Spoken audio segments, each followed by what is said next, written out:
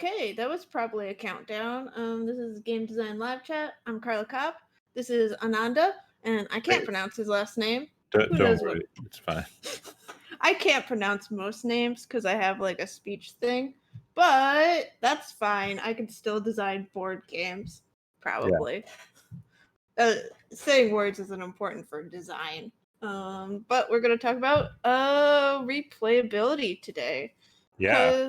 Yeah. So, what do you have to say about replayability, Ananda? Okay. So, you know, a lot of people talk about changing setups and whatnot. But I think the heart of replayability is really about player heuristics. So players go into a new game, and they need to come up with some mental rules for their strategy, right?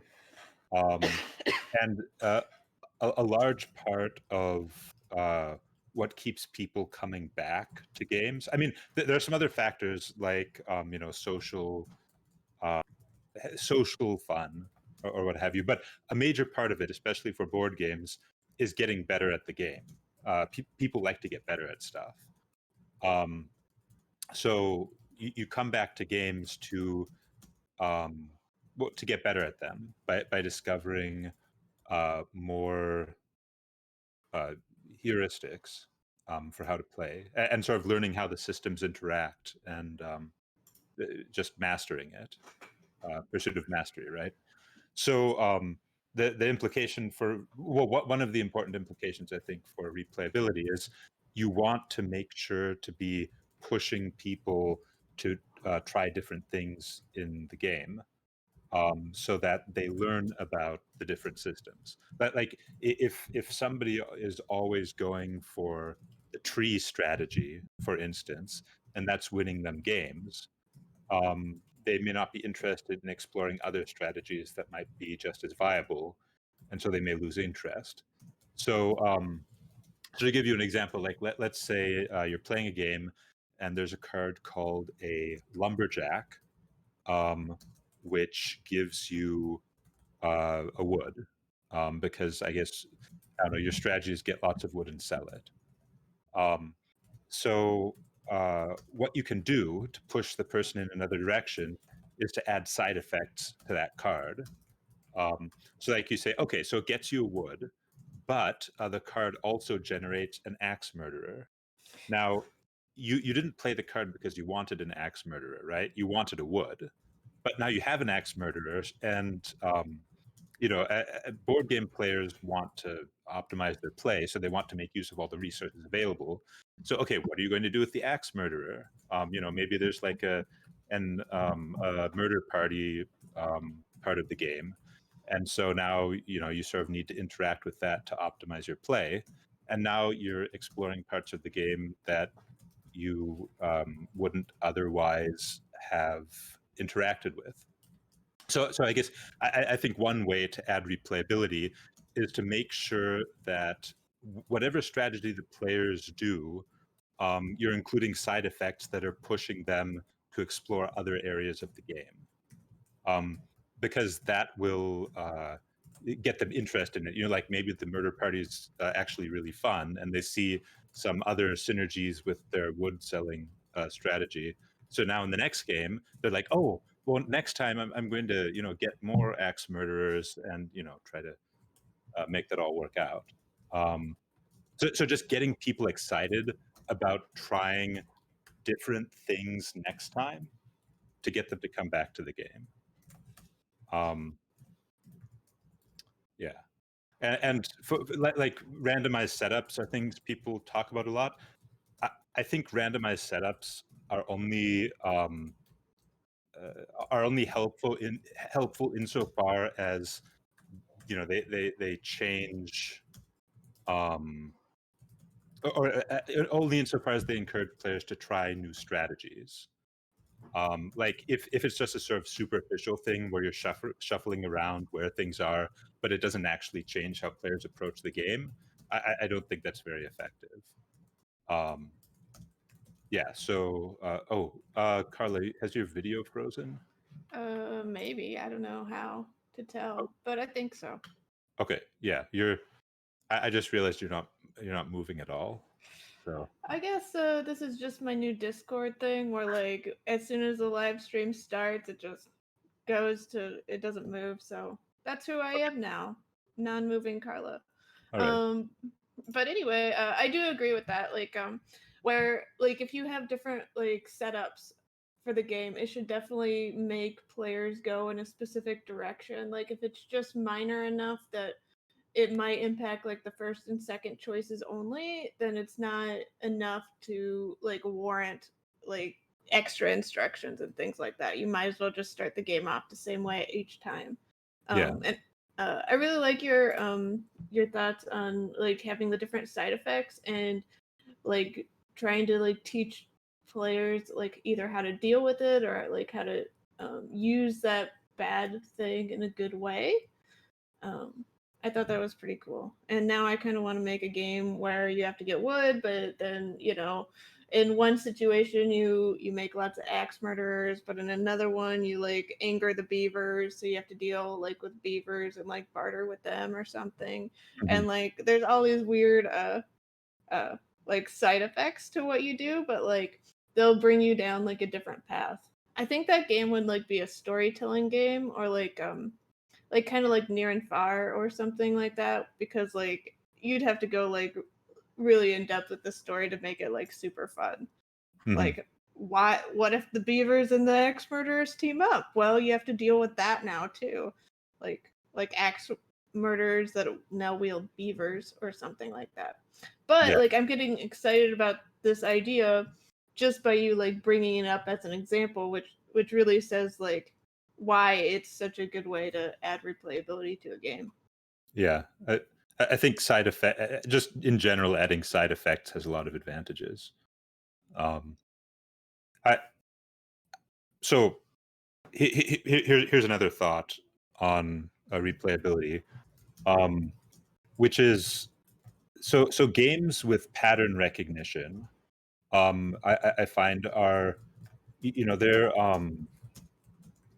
I mean they seem like there's not that much depth, and yet people are willing to play them again and again and again. Like Set, for example. Um, right? I don't know. You're familiar with Set?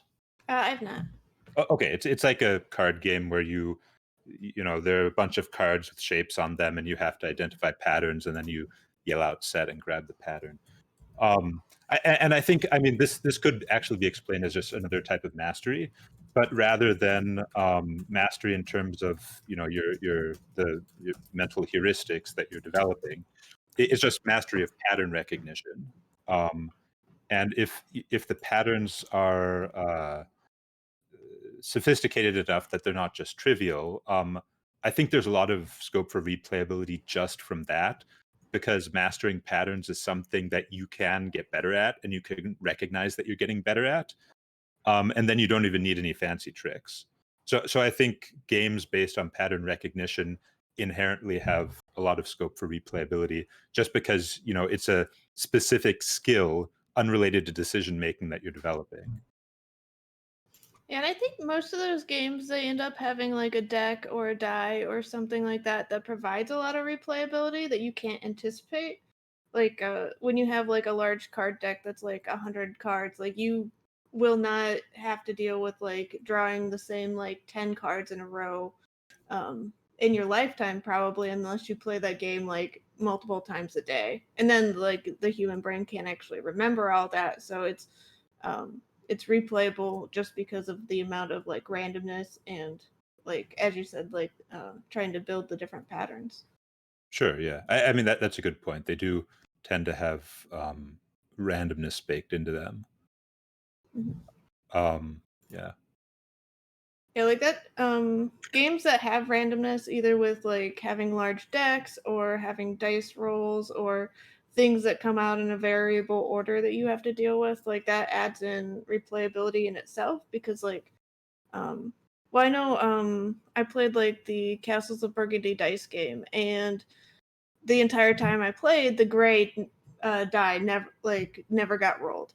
And it was like, whoa, like while most of the time like you will get like an equal number of each die, like sometimes you'll just have to deal with weird dice rolls. Maybe you'll never get a 1 in a game. Maybe you'll never get a 6, or maybe you'll get lots of pairs. But that's one reason why I like roll and writes. Like, even though they're simple and don't have many components, they're usually like really replayable just because of the fact that they have dice.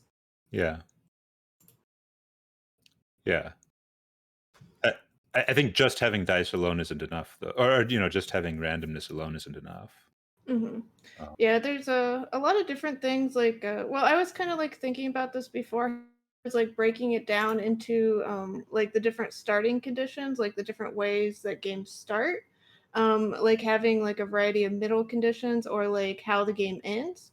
And like we could talk about it in that sort of way, because we already started a little bit talking about like the different starting conditions, where you brought up like if they don't change your strategy all that much. But I think it is that one game that's set in Mexico that has the really long name, where you have like certain starting resources, but the resources really really matter. Like, you start off with a lot of resources that are very specific. You might have like a variety of resources, or you might have like 20 wood or something. And like, I really like that, because depending on what starting resources you have, there's very specific paths to go down. Like, you shouldn't start gathering more wood if you already have 20 wood. You should do like something with it, and it jumpstarts each person into a very specific or like their choice of paths. Yeah. Yeah, I think asymmetry in general, I mean, whether it's starting position or, your abilities, or even like radical asymmetry, like some of the leader games, um, Root and whatnot, uh,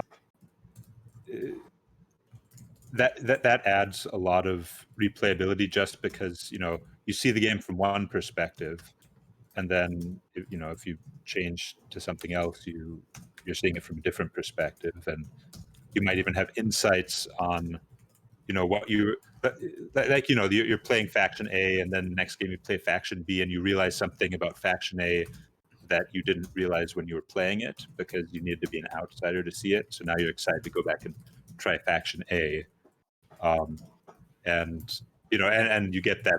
If you can get that between every two factions, then that's a ton of replayability. Yeah, Mhm. and I want to go back to what you said earlier, Ananda, about just having randomness isn't enough. I think it depends on what are the ramifications of that randomness. For example, if you're rolling a dice every turn and you do the same sort of actions depending on what those dice are, that's not really replayability.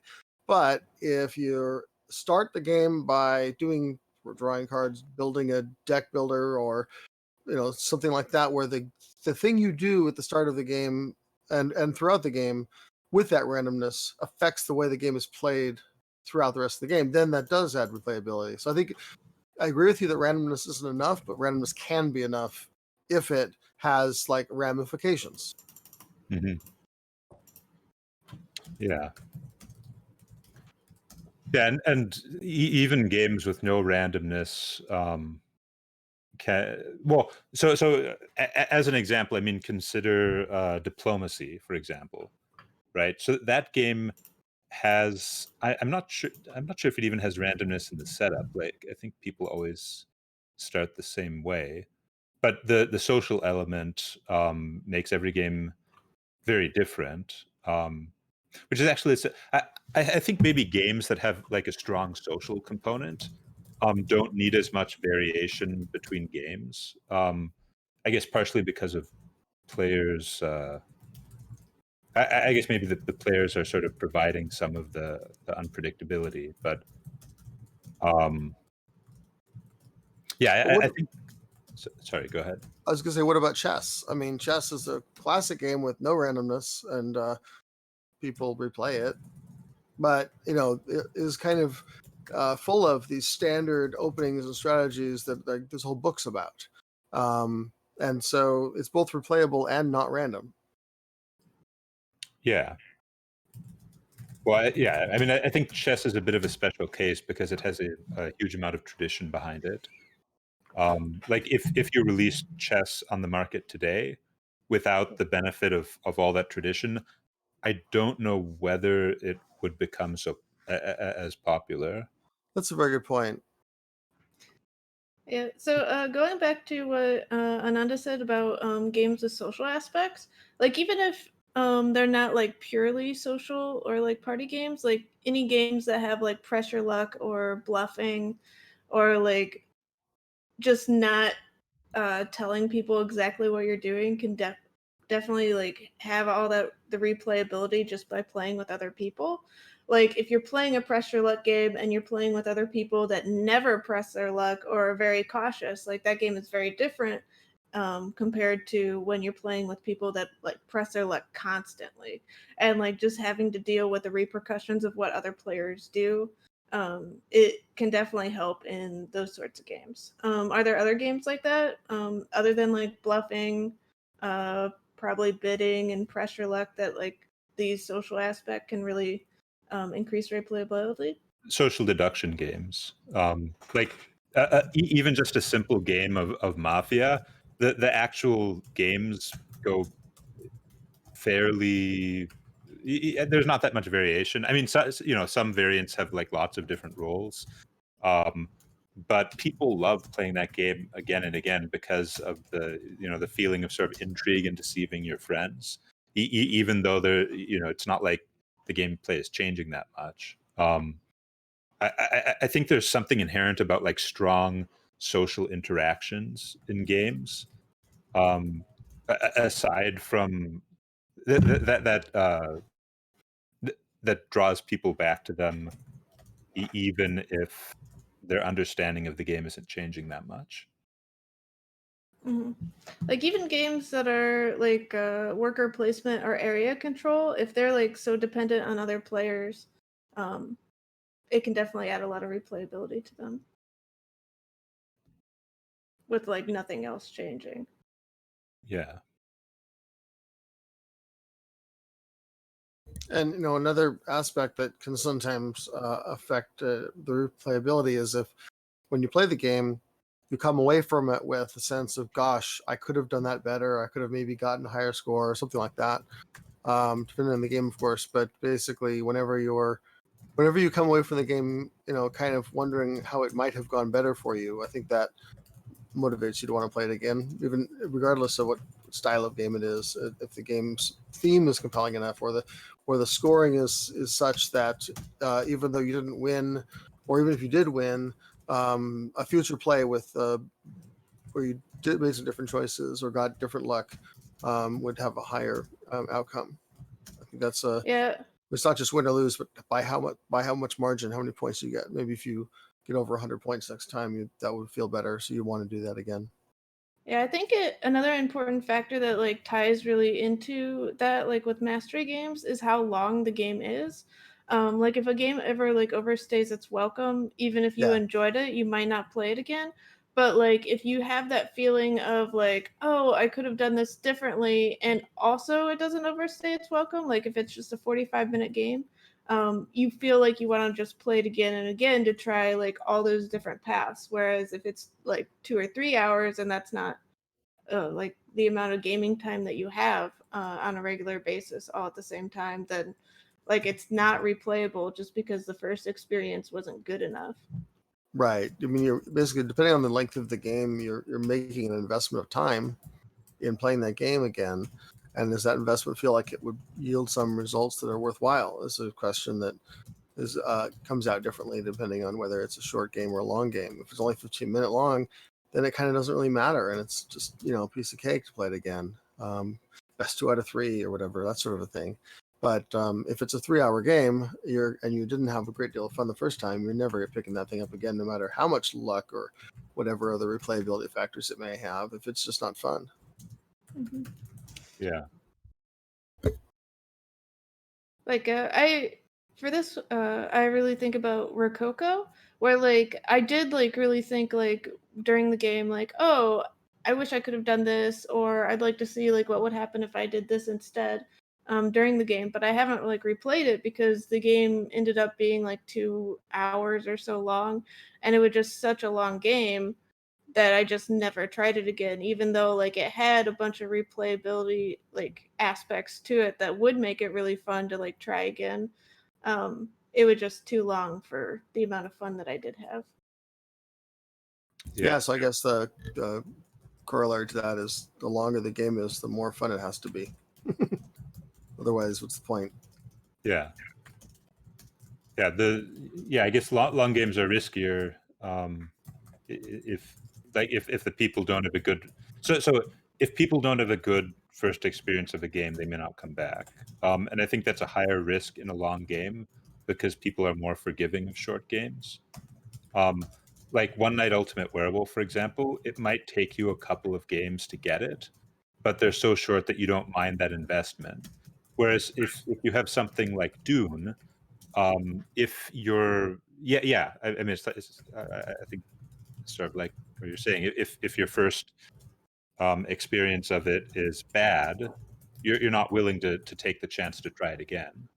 So there's a lot less leeway in for for variations in players' first experiences of the game.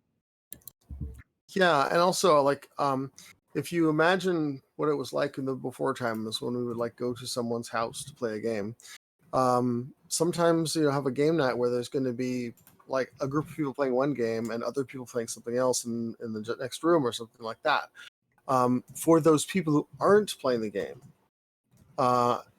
being around people taking a really long time to play a game or doing something that is kind of obnoxious during the game and it takes a long time, then that's going to deter people who are in the same room as that game from wanting to play it. So it might be the people doing it are having a great time, but the people in the next room are like, "Oh, will they please finish that game already?" So that's not exactly replayability, but it's kind of related. It's sort of like whether the same group of people might want to play that game again because some other people had a bad experience of being near it.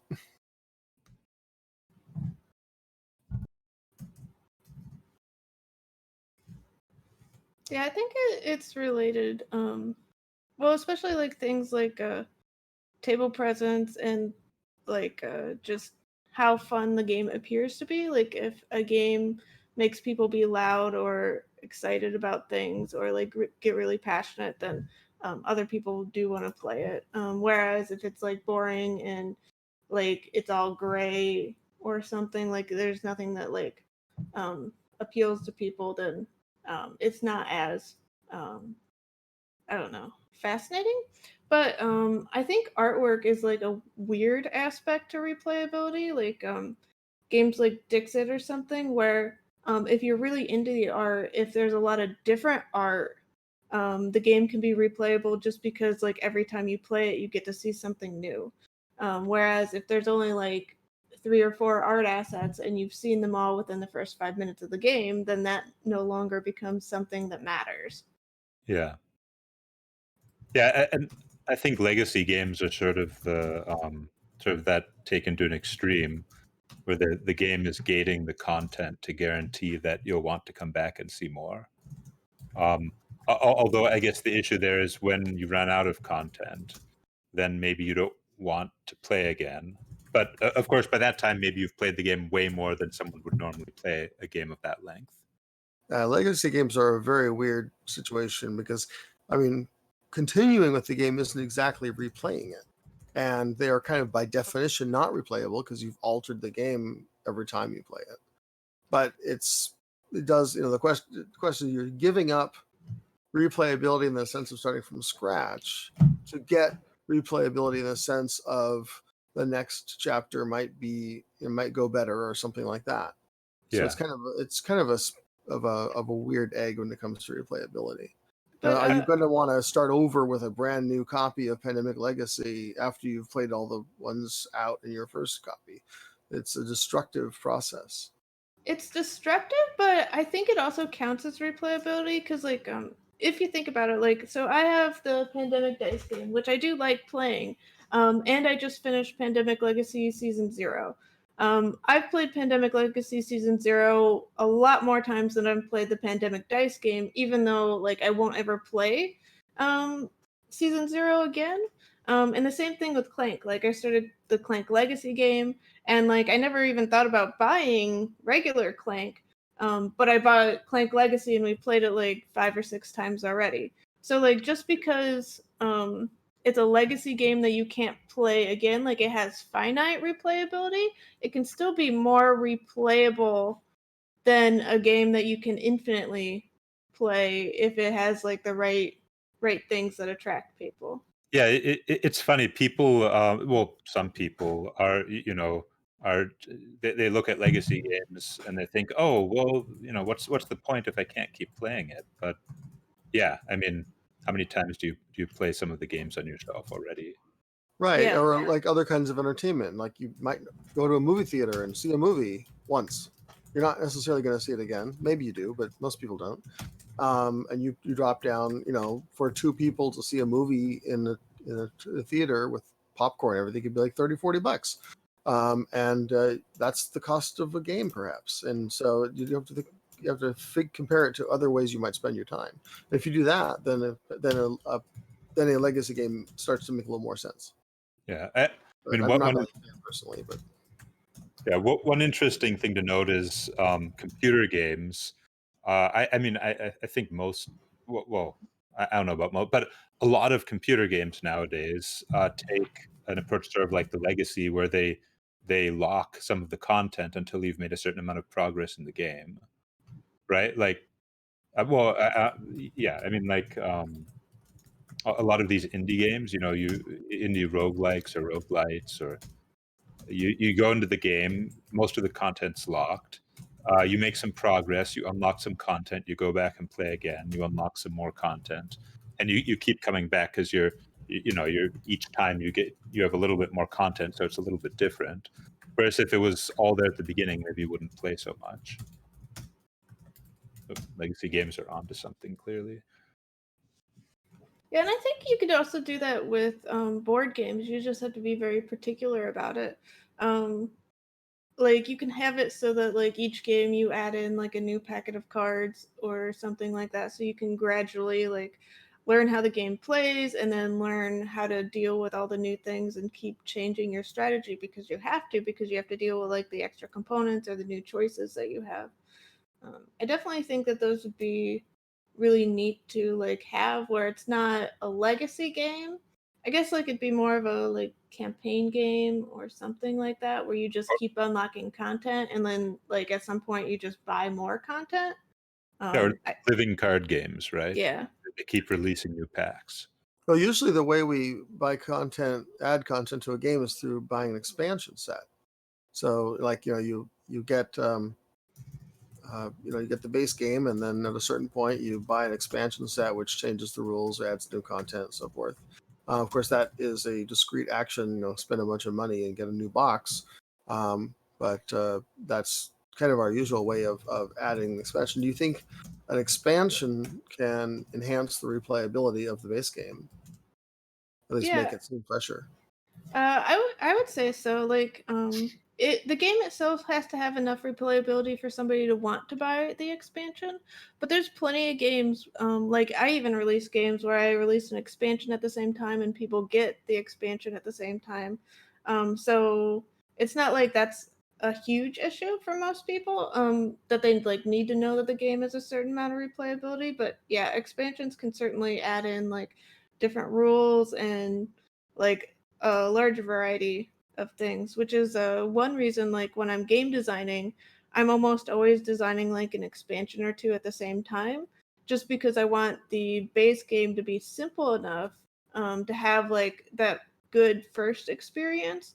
But then like I take out all the extra content that I design along the way that would like get in the way of that like pure first experience, and only give that to the people that want it, and those people will buy the expansions. Yeah, as you simplify the game through the development process, you'll come up with some content that you decide not to include and make that expansion.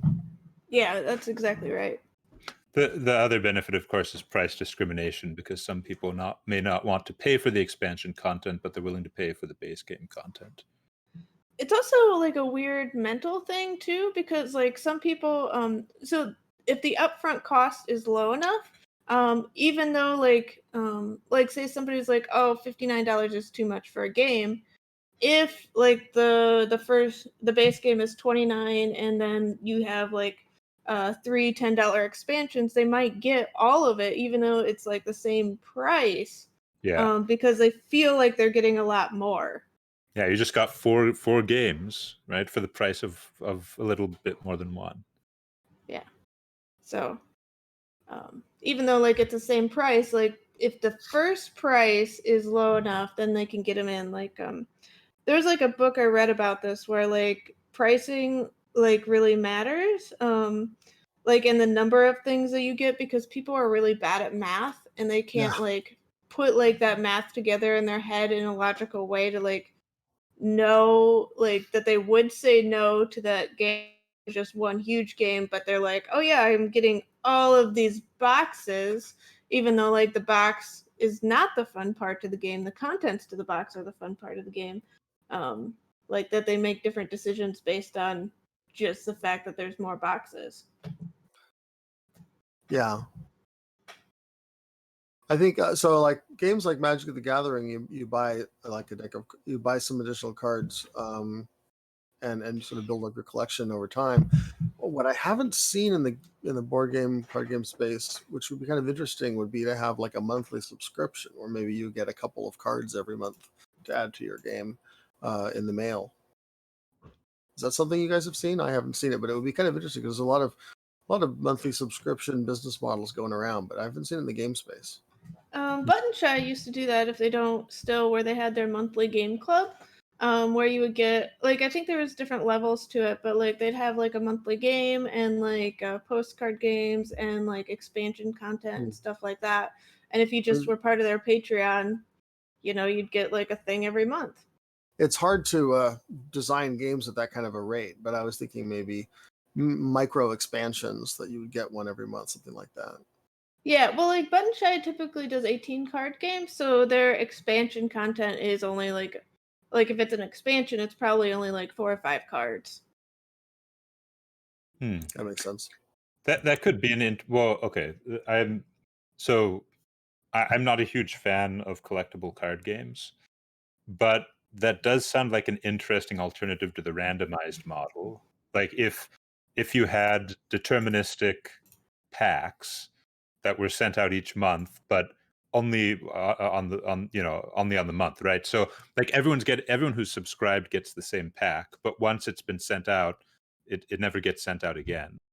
So like you take the randomness out, but you give people an incentive to Yeah, because then people don't want to stop paying for it because then they'll miss whatever it is right. next month. Even if it's only a couple dollars a month, that could actually be a pretty successful business model for a publisher. Mhm. If you have the right content and the right game, it has to be a popular game that people will want that.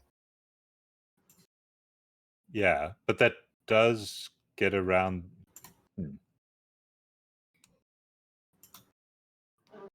Yeah, it's actually a collectible card game model I haven't seen used before.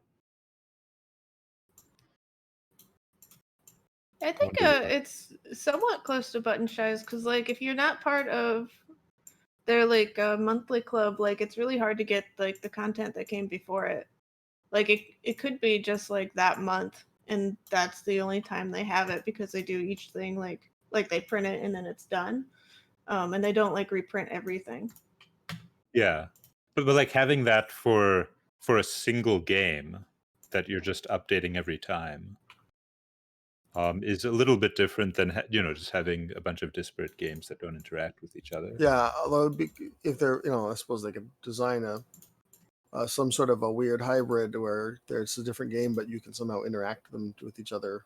Some cards that are part of game B can be used as an expansion in game A, but then the same universe or something like that. That seems like a really hard thing to design, but it would be Well, interesting. I don't think it'd be like all that hard to design, because I know like Red Raven, is that it? Yeah, Red Raven does like a lot of things that work with several of their games at the same time, but it's really the shipping costs that would make this like kind of unreasonable, because like shipping costs so much, and if you want to ship something out, like all that overhead of one, shipping, and two, like somebody putting things into packages and stuff, like the actual workload.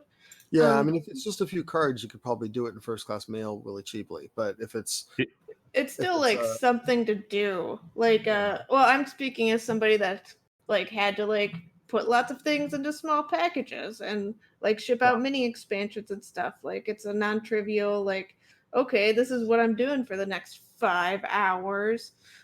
Even though I've learned some tricks to make it go fast. Well, sorry. I think like if the model was more like once every 3 or 6 months, it would be a lot better, just because it would take down that workload. Because like just a lot of card and board game companies don't have a lot of extra time and money to, ship out lots of things all the time. You know what medium this would be really good for is digital collectible card games, because it's an alternative to loot boxes, right? Like, if you're subscribed, you're getting the content every month. The marginal costs are basically zero for distributing it, and it yeah, like, I think a lot of apps do this, where there's like a monthly event or like a weekly thing, or like every week is a new specific thing that you can get, and you get the first one for free if you're playing, and then like you can pay more to get more if you want to. Like a that's lot true. of games do the event system, which I really think is a lot of the replayability, because like if you can do like the regular game, but like, oh, there's new things to collect, new things to like try to use and figure out what the best way to deal with them are. You just keep playing for years and years. Yeah.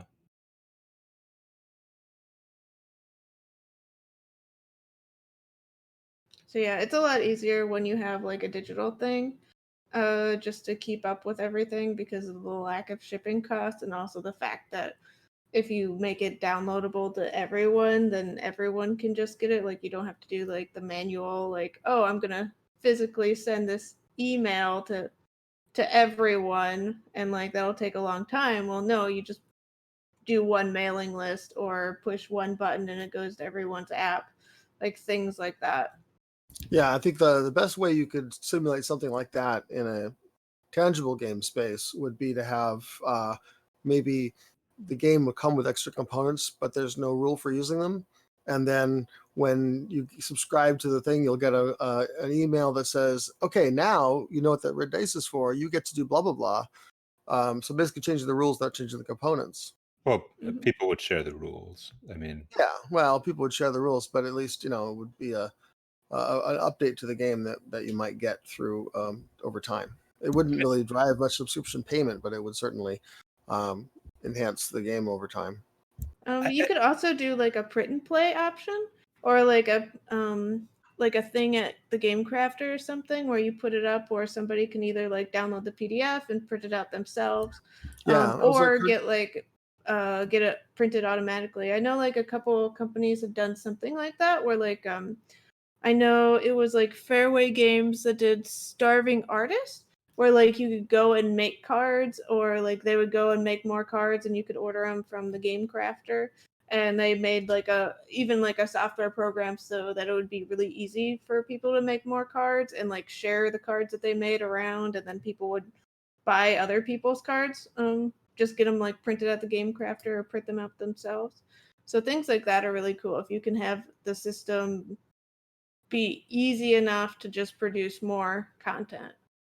yeah, even Cards Against Humanity, which is problematic in its own way. But one of the things they do that's interesting to this discussion is that you could get a digital download of the content for free, or you could buy the box that contains the actual cards printed by them. So it's if you print it yourself, it's just going to be on whatever kind of paper you have, which doesn't really make for a great card playing experience. But you can do it as a free download from them, and then that could be a way to hook in people.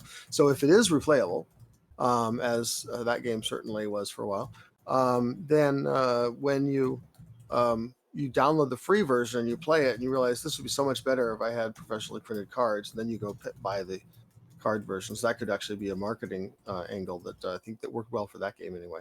I mean, that literally happened to me for Cosmic Encounter. Like I made my own set back in high school, and I played it with people, and I really liked it. So eventually, I went and got the Fantasy Flight edition. Yeah, like I do this for all of my games where I give out like free print and plays, and I have games like on TTS and Tabletops and Tabletopia, so that if you want to play the game, you can go and try the game. But like if you want to play it in person, then you have to buy it, and I think that really helps. And it also lets people know that you're like confident in your product, because like if you give out your product for free, you're basically saying like, hey, you can, when you print and play this, you'll want to buy it. Like it's not lowering the value of the game to have you try it before you buy it, because I think that you'll still buy it. Yeah, it's like a demo. And try before you buy is certainly, you go to a board game cafe or even a friend's house, you might encounter a game that you didn't buy and be motivated to do so. So that's another way where replayability really helps make games more likely to sell in those kind of ways. If it's replayable, then you're going to want to, instead of just playing the print and play once, or playing at a friend's house once, or playing at the board game cafe once, you're going to want to buy the whole game so that you can replay it. And if it's not replayable, then there'd be no motivation to buy it. And then we've come full circle. See what I did there? Yeah. So, what are some games that you've played recently that have been really replayable, and what made them replayable? So we're talking any games, not just board games. Yeah, whatever. So I've been playing Loop Hero lately, which is a computer game about an adventurer walking in a circle and fighting monsters. And so it has a thing where you unlock content, which is an easy way to get people coming back for more. But also it just has a lot of different interactions between the different elements of the game that for the player to learn. So I do have this feeling every time I go back that I'm learning a little bit more about how to optimize the gameplay. And so that's just feeding into the pursuit of mastery, right? The pursuit of new heuristics. So I think it does a good job there. I've unlocked most of the content by now, but I still have fun playing it again because I can try out new things and see how well they do. Mm-hmm.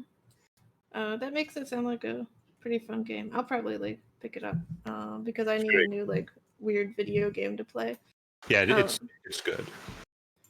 Like so, one game that I have been like just keep playing that's not a legacy game has been I believe it's called like Deuce or Duex or something. But in that game, like it's an engine building game, but I think like most of the cards are unique. So like it has a really good like core gameplay loop. But like every time I play, like I get to experience like different strategies via like different like interactions of cards that I choose, because there's just like so many different combinations. And like this game, it has like I don't know, like 100 or 150 cards. So there's definitely like a lot of things that you can do, and I think that's why I just keep on coming back to it, because like every time I play, I discover like, oh, here's this card I haven't seen before. Like, let's see how it works with the other ones that I have seen.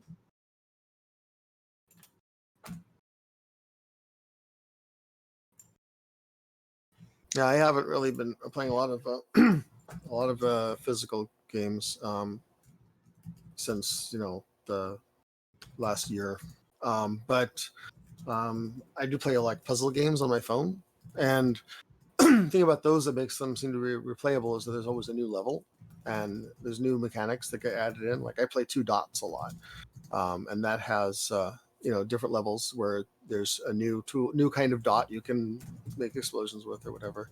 And they also have every few months they'll put out a treasure hunt thing where you just have to find the object hidden among this very busy picture, kind of like a Where's Waldo sort of a thing.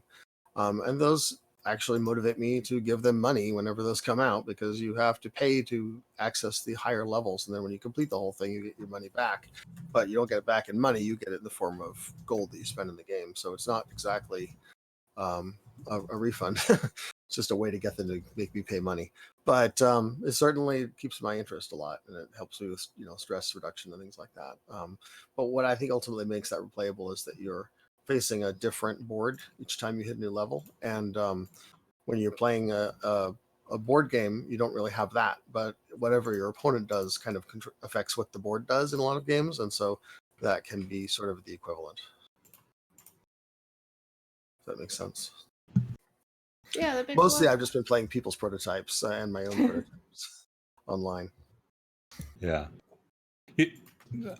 I have another thing that I think contributes to replayability, which is games that have some creative aspect to them. For example, Galaxy Trucker, where you're building a ship, or like lots of people like Minecraft. I haven't actually tried it, but it's a big part of the appeal there is creativity. Telestrations. Yeah, exactly. Yeah, it's a big appeal of party games like that. Yeah, Just One is another really popular one. Yeah, like anywhere that you give people freedom to be creative rather than just making choices. Well, I mean, okay, you're creative, you're making choices under the rules of the system, but Right. like as opposed, I guess, as opposed to like a multiple choice type thing where, okay, do this or this or this or this. It's like, make something, follow my rules, but do whatever you want. Yeah, I think that creative storytelling aspect is a nice component of a lot of games. Gloom, where you have to say, so and so was beset by bees, and tell this whole story as you play the cards, is kind of fun for that reason. Even if it's the same cards, you would still probably not tell the same stories, and different players that you play against would have their own stories. So I agree that creativity is a great replayability enhancer if you're making up stuff as you go. Creativity can be really great as a replayability thing as long as it's like in a certain context. Like for example, I really like tattoo stories because like so you're given you draw 5 cards and you have to make a tattoo for a certain person based on those 5 cards. But you don't have to be good at drawing. Like you just have to be able to be like slightly creative. Like you could be really good at drawing and that's what you excel at, or you could be good at like just putting down like something and having like a really good story that goes with it. Like having like lots of options for like where your talents lie and being able to still play and excel at the game even if you're not good at drawing, or maybe if you're not good at storytelling, you could still like draw something cool, or even if it's just like knowing something about a person and being able to listen and ask questions and incorporate that a lot, like having multiple paths to victory, and multiple ways to win, like multiple strengths that can get you there, I think helps out a lot.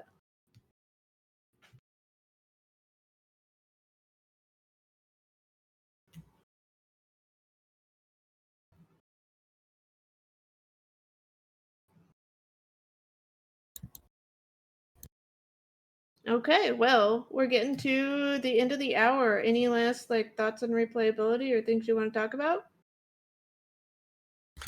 I think we've come across a bunch of great thoughts about randomness and creativity and some of those different mechanics that we like in the games that we play. So yeah, I think there's a lot of good material there.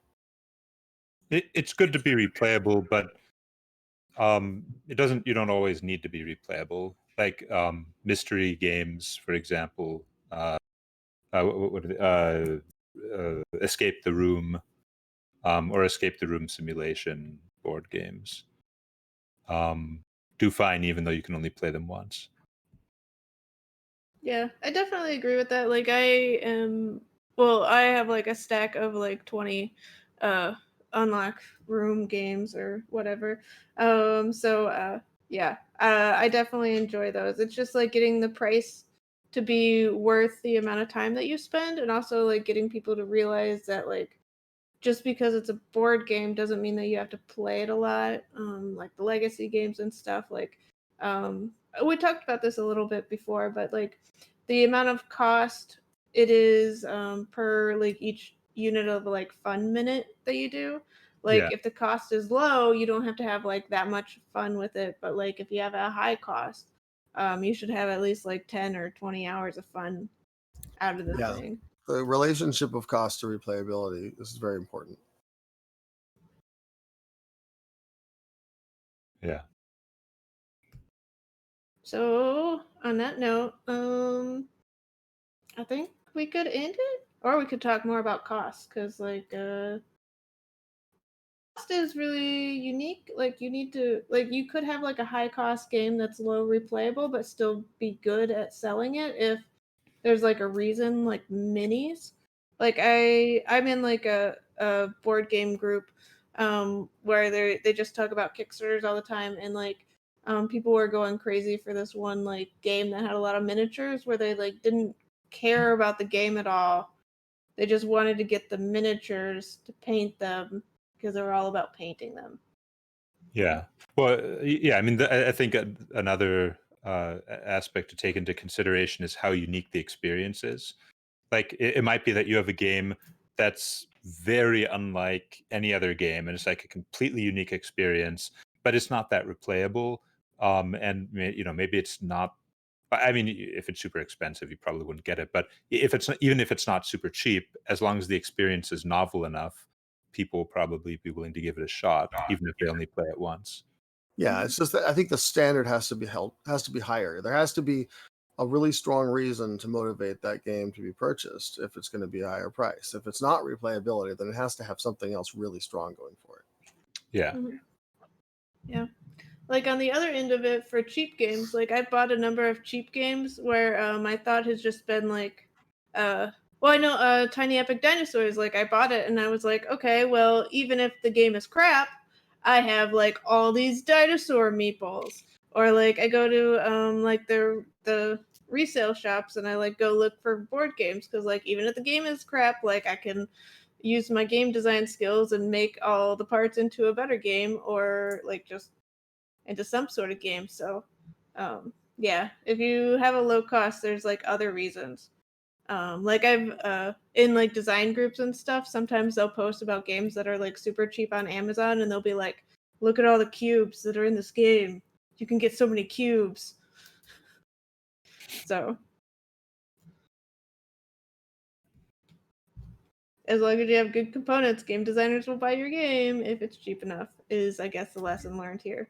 Right. Have cool I'm not sure we're a components. big enough market segment to really move the needle very far on games in general, but Oh, yeah, I think so because like yeah, so like say somebody has like a print run and like they have like 200 or 300 copies left, like normally like well, I mean you have to buy games in like sections of 500, but if somebody knows that they can sell like the rest of the games at cost, like there's a lot of publishers that just have like garages that are full of games.